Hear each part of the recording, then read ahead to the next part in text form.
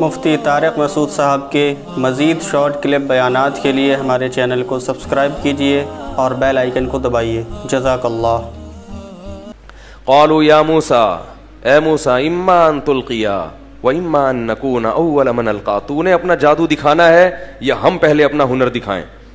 حضرت موسیٰ کو تو پتہ ہی نہیں تھا کرنا کیا ہے، ان کو تھوڑی پتا تھا کہ میری لاٹھی سانپ بنے گی، کچھ بھی نہیں پتا تھا کہ ہوگا کیا، وہ تو اللہ کے حکم سے آ کے میدان میں کھڑے ہو گئے۔ ان کو تو جادو آتا نہیں تھا کہ وہ جادو کروں گا جادو سے، وہ تو کھڑے ہوئے کہ میں تو اللہ کی وحی کا کیا کروں گا۔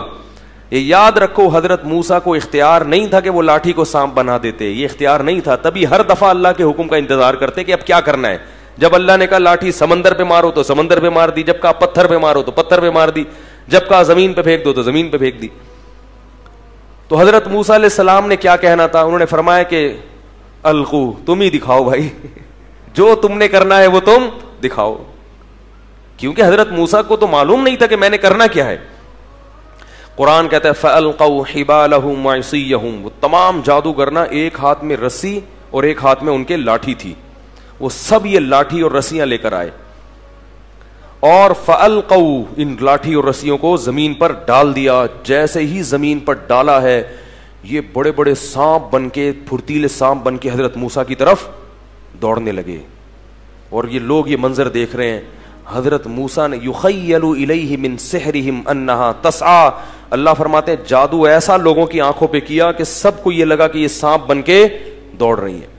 قرآن کہتا ہے جب حضرت موسیٰ نے یہ منظر دیکھا کہ اتنے سارے سانپ میری طرف دوڑتے ہوئے آ رہے ہیں، فأوجس فی نفسہ خیفۃ موسیٰ، موسیٰ کو دل میں کیا محسوس ہوا؟ خوف۔ یہ طبیعی چیز ہے، یہ ایمان کے خلاف بولو بھائی نہیں ہے۔ جتنا بھی فتح کے وعدے ہوں، جب انسان یہ منظر دیکھتا ہے تو طبی طور پر پہلے اپنی لاٹھی سے سانپ بن کے دیکھا تھا نا تو ولم یعقب، پیچھے مڑ کے نہیں دیکھا تھا، اب ہزاروں سانپ آ رہے ہیں۔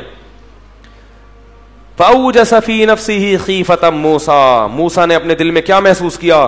خوف۔ اللہ فرماتے ہیں قلنا، ہم نے وحی کی، لا تخف اے موسیٰ، خوف مت کر، انکا انت الاعلی، آج کے دن تو ہی غالب رہے گا۔ آج میں نے اپنے دین کو کہ برحق ہونے کو دنیا کے سامنے دکھانا ہے کہ فرعون جو دین لے کر آیا ہے وہ برحق نہیں ہے، پیغمبر جو دعوت لے کر آتے ہیں وہ دعوت برحق ہوتی ہے۔ اے اللہ کیسے کرے گا؟ القی ما فی یمینک، اے موسیٰ تیرے دائیں ہاتھ میں جو لاٹھی ہے نا، اس سے پتہ چلتا ہے ہمیشہ حضرت موسیٰ لاٹھی کے ساتھ میں پکڑتے تھے دائیں ہاتھ۔ القی ما فی یمینک، تیرے دائیں ہاتھ میں جو لاٹھی ہے اس کو زمین پہ ڈال دے۔ جیسے ہی حضرت موسیٰ نے وہ لاٹھی ڈالی ہے تو انہوں نے تو یہ دکھایا تھا کہ یہ سانپ، یہ رسیاں ایسے ہیں جیسے سانپ، حقیقت میں وہ سانپ نہیں بنی تھی۔ ادھر حضرت موسیٰ نے جو لاٹھی زمین پہ ڈالی تو وہ حقیقت میں اژدہا بن گئی، حقیقت میں بن گئی، اور ایک ہی لمحے میں ان ہزاروں سانپوں کو کھا گئی۔ قرآن کے الفاظ دیکھیں، فَأُلْقِيَ السَّحَرَةُ سُجَّدًا، جتنے جادوگر تھے سارے کے سارے لاشعوری طور پر سجدے میں ڈال دیے گئے۔ نہیں آ رہی بات سمجھ میں؟ یہ بلاغت ہے قرآن کی۔ کیا مطلب؟ مقابلہ کرنے سے پہلے تو کیا کر رہے تھے؟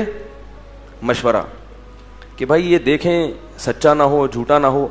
اب حضرت موسیٰ پر ایمان لانے کے لیے، اور ایمان ایسا تگڑا کہ حضرت موسیٰ کے سامنے یہ جب سجدہ جب کرتا ہے نا انسان، جب عشق میں پاگل ہو جائے، عشق میں کیا ہو جائے، یہ نہیں کہ اے موسیٰ ہم ایمان لائے، یہ تو بعد میں کہا، پہلے کس میں گرے ہیں؟